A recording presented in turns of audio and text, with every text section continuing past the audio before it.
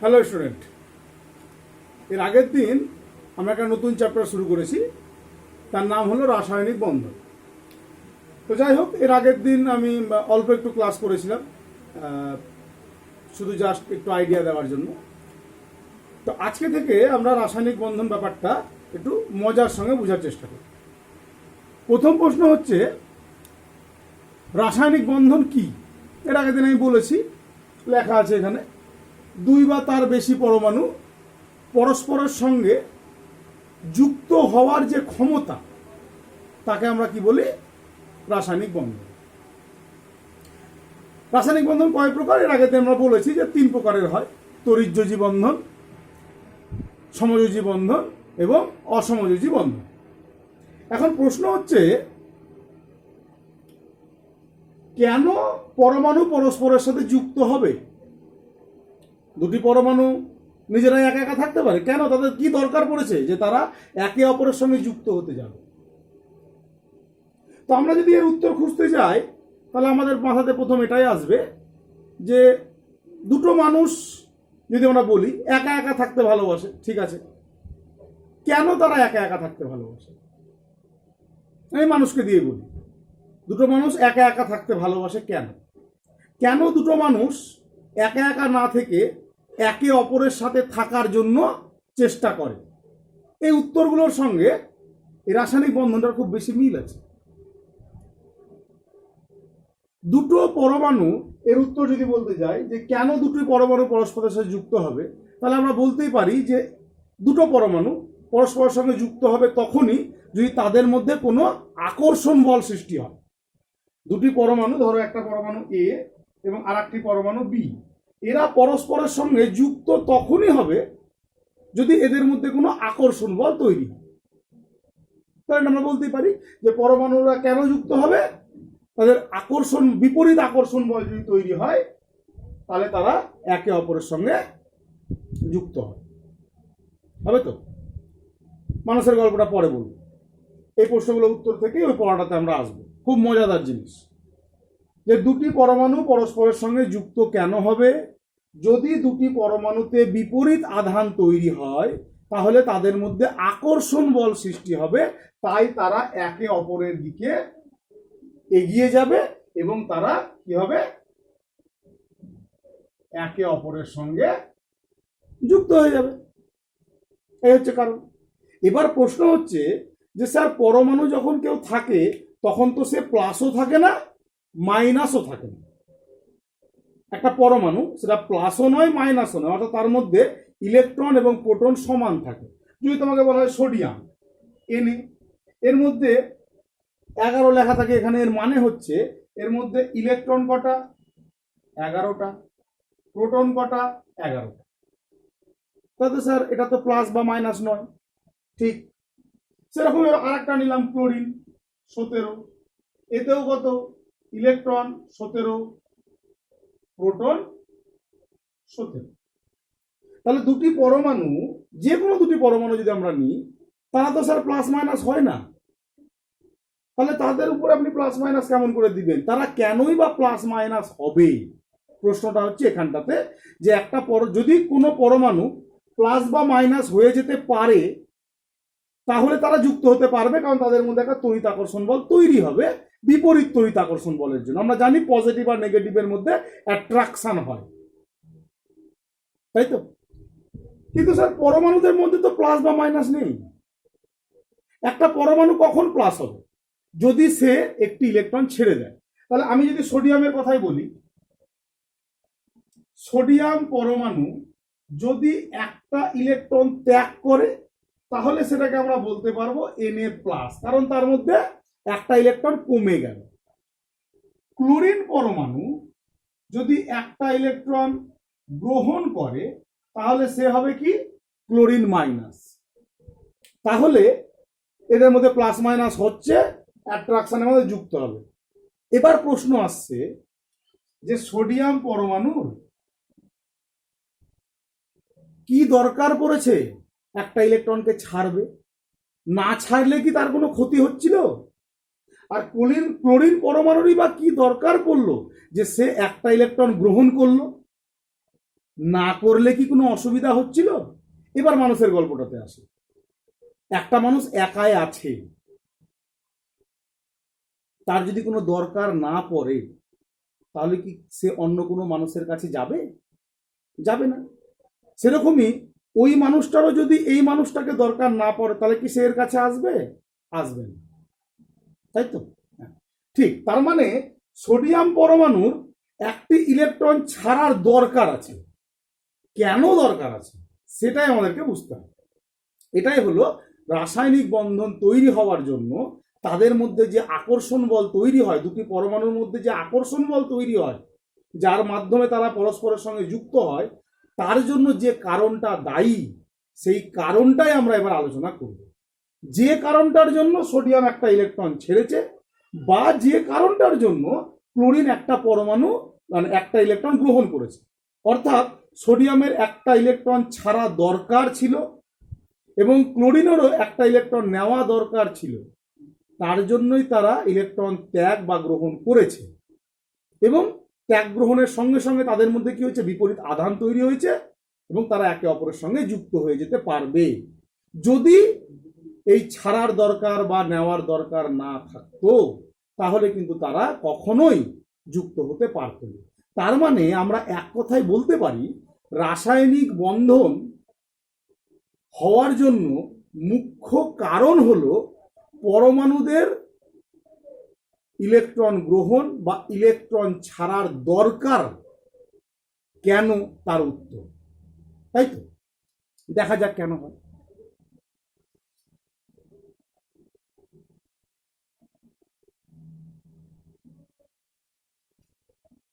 মানুষের গল্পতে আসি। প্রত্যেকটা মানুষ চায় সে শান্তিতে বসবাস করবে, অর্থাৎ সে কাউরির সঙ্গে ঝগড়া ঝামেলা ঝুট ঝঞ্ঝাটে যাবে না। অর্থাৎ সে কাউরির সঙ্গে ঝগড়া করবে না, কাউরির ঝগড়াতে থাকবে না। অর্থাৎ যাকে আমরা বলি মানুষ শান্তি চায়, তাই তো?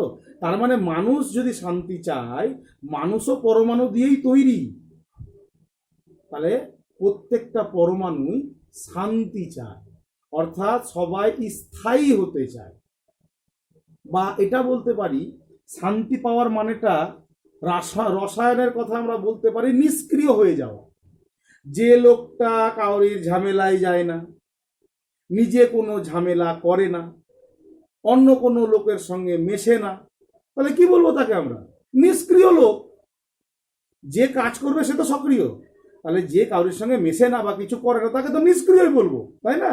তার মানে শান্তি এই কথাটার রাসায়নিক ভাষা আমরা বলতে পারি নিষ্ক্রিয় হয়ে যাওয়া। তাহলে আমরা কাদেরকে নিষ্ক্রিয় জানি? আমরা 6টা মৌল আছে যে মৌলকে আমরা নিষ্ক্রিয় বলে চিনি, যাদেরকে আমরা নিষ্ক্রিয় মৌল বলি।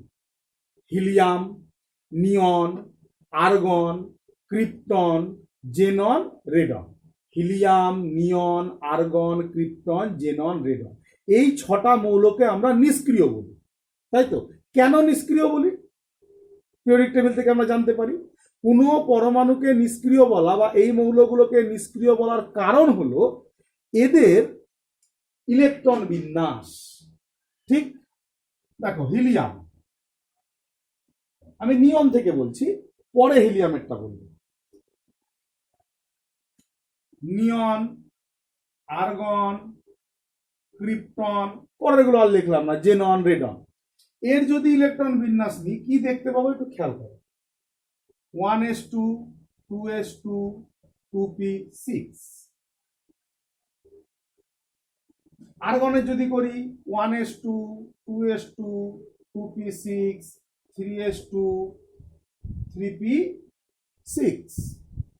ক্রিপ্টনের যদি করি 1s2, 2s2, 2p6, 3s2, 3p6, 4s2, 3d10, 4p6।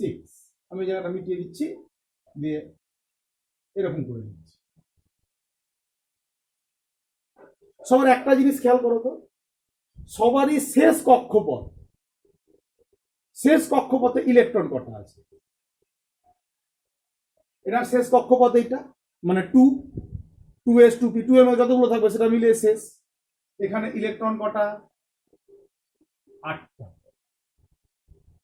এর শেষ কক্ষপথ কোনটা?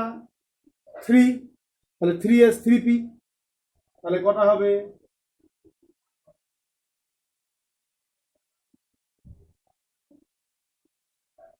কি অদ্ভুত বিষয় না?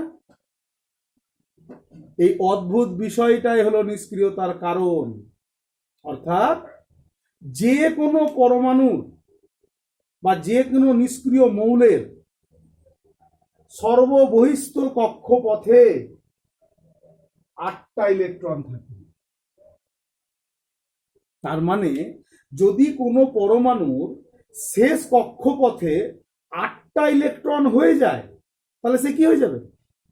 সে নিষ্ক্রিয় হয়ে যাবে। ঠিক, তাহলে যে কোনো পরমাণু কি চায়? শান্তি পেতে চায়, অর্থাৎ নিষ্ক্রিয় হতে চায়। তাহলে সে কি করবে? হয় ইলেকট্রন আমাকে দাও বা আমার কাছ থেকে তুমি ইলেকট্রন নাও, নিয়ে আমার শেষ ঘরে বাবা তুমি 8টা ইলেকট্রন বানাও। আমি সবসময় চাইবো আমার শেষের ঘরে যেন 8টা ইলেকট্রন থাকে। আমি যদি একটা পরমাণু হয়, আমার সবসময় উদ্দেশ্য এটাই হবে আমার শেষ ঘরে যেন 8টা ইলেকট্রন থাকে। তাহলে কি হব? আমি শান্তিতে থাকবো, মানে আমি নিষ্ক্রিয় হতে পারবো। এবার তুমি সোডিয়ামে যাও, এবার বুঝতে পারবে।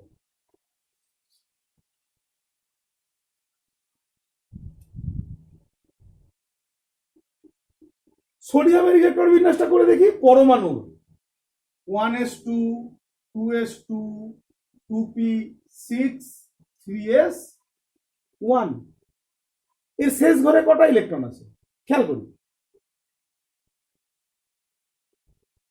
তাহলে শেষ ঘরে ইলেকট্রন কটা আছে?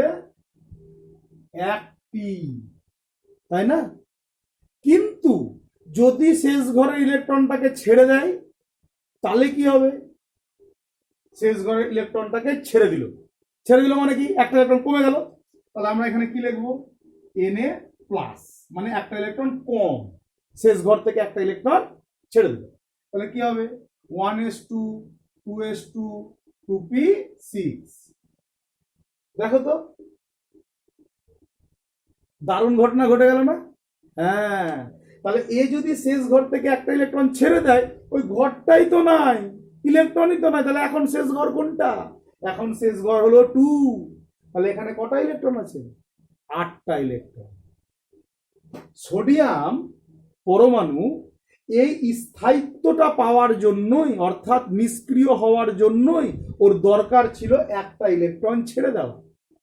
যেই মাত্র ওই একটা ইলেকট্রন ছেড়ে দিবে, সঙ্গে সঙ্গে দেখো তার উপরে কি হয়ে যাবে? চার্জ তৈরি হয়ে যাবে, প্লাস। ঠিক একইভাবে ক্লোরিনের ব্যাপারটা দেখি। ক্লোরিন পরমাণুতে কি আছে? 1s2 2s2 2p6 3s2 3p5, শেষ ঘর কোনটা? নিশ্চয়ই 3। কটা ইলেকট্রন?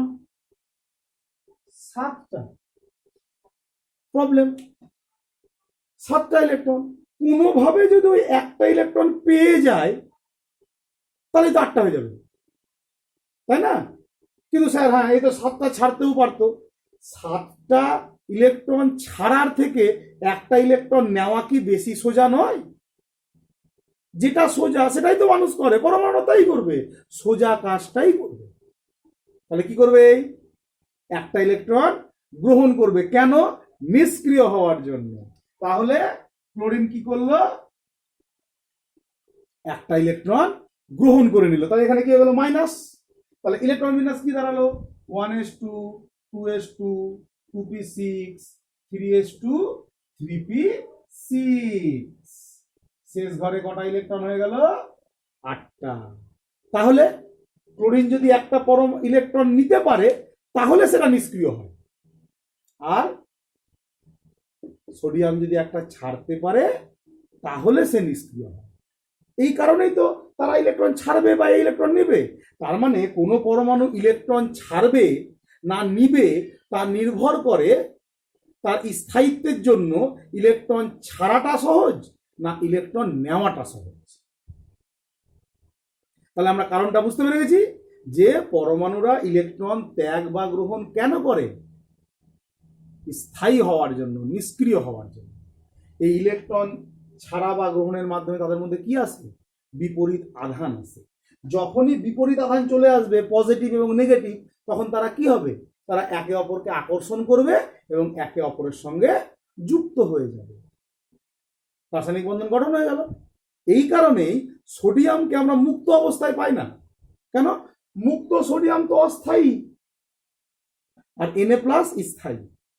মুক্ত ক্লোরিন অস্থায়ী, কিন্তু Cl- স্থায়ী। আবার Na+ Cl- প্লাস মাইনাস হিসেবে থাকতে পারে না, তাই তারা একসঙ্গে জয়েন্ট হয়ে গেল। এই হয়ে গেল আমাদের রাসায়নিক বন্ধন। রাসায়নিক বন্ধনের কারণ কি? তাদের পরমাণুগুলো নিজেদেরকে স্থায়ী করার জন্য তারা কি করে? শেষ ঘরে কি করতে চায়? 8টা করে ইলেকট্রন বানাতে চায়। ঠিক। আর বিজ্ঞানে না এই ব্যাপারগুলো একটু মজাদার করা হয়েছে এরকম করে, যে খুব চালাক ফাঁকিবাজ তো। হ্যাঁ, কি করেছে? এই যে 8টা করে হচ্ছে একটা সূত্র নাম দিয়ে দিয়েছে। কি সূত্র? অষ্টক সূত্র। তাহলে এই শিখে গেলাম আমরা অষ্টক সূত্র। তাহলে রাসায়নিক বন্ধন হওয়ার জন্য অষ্টক সূত্র পূর্ণ হওয়া খুব জরুরি। মানে কি? প্রত্যেকটা পরমাণু তাদের বহিস্থ কক্ষে 8টি করে ইলেকট্রন পূর্ণ করে বা 8টি করে ইলেকট্রন অবস্থান করায়। এই সূত্রটাকে বলা হয় অষ্টক সূত্র। ক্লিয়ার হয়েছে? ঠিক। আচ্ছা, সোডিয়াম একটা ইলেকট্রন দিল আর ক্লোরিন একটা ইলেকট্রন নিল, এর ফলে তাদের 8টা হয়ে গেল। কিন্তু হাইড্রোজেন কি করবে? ধরো হাইড্রোজেন পরমাণু আছে আর ক্লোরিন পরমাণু আছে। এই তো ক্লোরিন থেকে কি হবে? Cl- হবে, দিয়ে এর কি হয়ে যাবে? ইলেকট্রন কটা হয়ে যাবে? 8টা হয়ে যাবে। ওকে। কিন্তু এই কি করবে? এও করবে, ইলেকট্রন একটা ত্যাগ করবে, দিয়ে এখানে কটা হয়ে যাবে? H+ হয়ে যাবে। এর এখানে কটা ইলেকট্রন হয়ে যাবে? 0টা। বুঝতে পারা গেছে? আবার হিলিয়াম, হিলিয়াম বলবো না, 0টা। তাহলে এরকম 0টা হতে পারে হাইড্রোজেন। আবার দেখো, তাহলে এটা প্লাস হলে, এটা মাইনাস হলে, এটা জয়েন্ট হতে পারবে। তাহলে এটা হচ্ছে শূন্য সূত্র, যেমন অষ্টক সূত্র হয়, এটা একটা শূন্য সূত্র। এটা তোমাদের সিলেবাসে নেই, জিরোথ ল। তোমাদের আছে দ্বৈত সূত্র।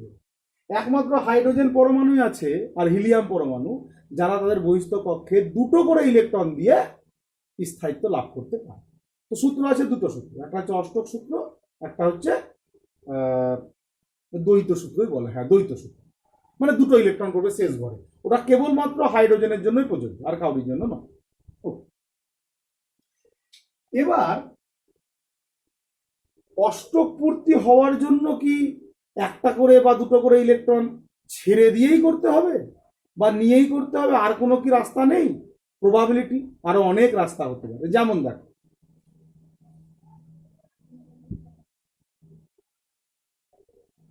H2O, এটা একটা যৌগ। যৌগ তো H2O একটি যৌগ। তাহলে যৌগ আছে মানে এদের মধ্যে রাসায়নিক বন্ধন আছে, তার মানে এদের মধ্যে ইলেকট্রনের আদান প্রদান হয়েছে। একজন ইলেকট্রন ছাড়বে, একজন ইলেকট্রন নিবে, তাহলেই না যৌগ তৈরি হবে, বন্ধন তৈরি হবে। তো দেখা যাক এরা কি করতে পারে। আমি করলাম কি, অক্সিজেনটাকে এখানে আঁকলাম। অক্সিজেনের ইলেকট্রন বিন্যাস আমরা জানি। অক্সিজেনের ইলেকট্রন বিন্যাস করতে গেলে আমরা অক্সিজেনের শেষ ঘরে 6টা ইলেকট্রন পাবো। 1টা, 2টা, 3টা, 4টা, 5টা, 6টা। দিলাম 6টা ইলেকট্রন। আর এখানে লিখলাম হাইড্রোজেন। হাইড্রোজেনের কটা ইলেকট্রন থাকে? 1টা। আর একটা হাইড্রোজেন লিখি এখানে, এরও কটা ইলেকট্রন? 1টা। এবার প্রশ্ন হচ্ছে যে এরা তখনই তো বন্ধন তৈরি করবে যখন এর শেষ ঘরে কটা ইলেকট্রন হবে? 8টা। আর হাইড্রোজেনের ক্ষেত্রে কোন সূত্র খাটে? দ্বৈত সূত্র খাটে। হাইড্রোজেনের ক্ষেত্রে কি খাটে? দ্বৈত সূত্র। তাহলে হাইড্রোজেনের শেষ ঘরে কটা হতে হবে? দুটা। মন দিয়ে বোঝো, হাইড্রোজেনের সঙ্গে অক্সিজেনের বন্ধন তখনই সম্ভব হবে যদি হাইড্রোজেনের শেষ ঘরে 8টা হয়, তাহলে ওই স্থায়ী হয়ে যাবে। অক্সিজেনের, হাইড্রোজেনের যদি শেষ ঘরে দুটো হয় তাহলে সে স্থায়ী হয়ে যাবে। কিন্তু এখানে যদি হাইড্রোজেন মনে করে আমি একটা দিয়ে দিব, আমি একটা ইলেকট্রন দিয়ে দিব, তাহলে তো হাইড্রোজেনের হয়ে যাবে কি? শূন্যটা। শূন্য দিয়ে তো কোনো কাজ হবে না, তাহলে স্থায়িত্ব পাবে না।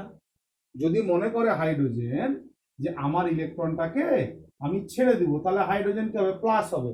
ওকে, কিন্তু এর ঘরে ইলেকট্রন কটা থাকবে? শূন্যটা। শূন্য দিয়ে তো স্থায়িত্ব লাভ করবে না। শেষ ঘরে ইলেকট্রন থাকতে হবে হয় 8টা, আর হাইড্রোজেনের ক্ষেত্রে থাকতে হবে কটা? দুটা। তাহলে সেই স্থায়িত্ব পাবে। হিলিয়ামের মতো হবে। বললাম যে হিলিয়ামের কথাটা পরে বলবো। হিলিয়াম একটা নিষ্ক্রিয় গ্যাস যার শেষ ঘরে দুটো ইলেকট্রন থাকে। পরিষ্কার? তাহলে এদের মধ্যে রাস্তাটা কি হবে? এ তো সম্পূর্ণ ইলেকট্রন ছাড়তে পারছে না, কিন্তু একে আবার এর আবার ইলেকট্রন লাগবে, এও ছাড়তে পারছে না।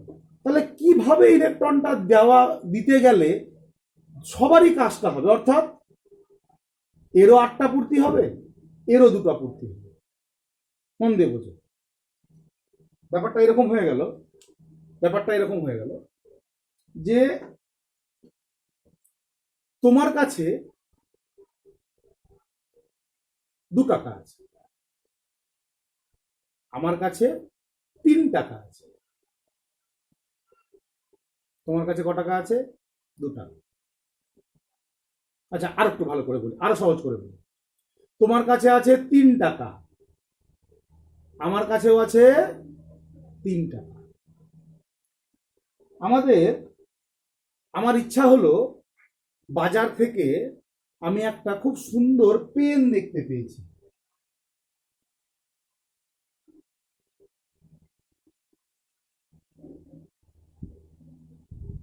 বাজারে আমি খুব সুন্দর একটা পেন দেখেছি, যে পেনটার দাম 4 টাকা। বুঝতে পারা গেছে? তাহলে আমি হলাম এ, তুমি হলে বি। আমি হলাম এ, তুমি হলে বি। তোমার কাছে আছে 3 টাকা, আমার কাছেও আছে 3 টাকা। কিন্তু কিন্তু এই পেনটা আমার চাই। কি করব আমি? আমি প্রথম করব আর কে আছে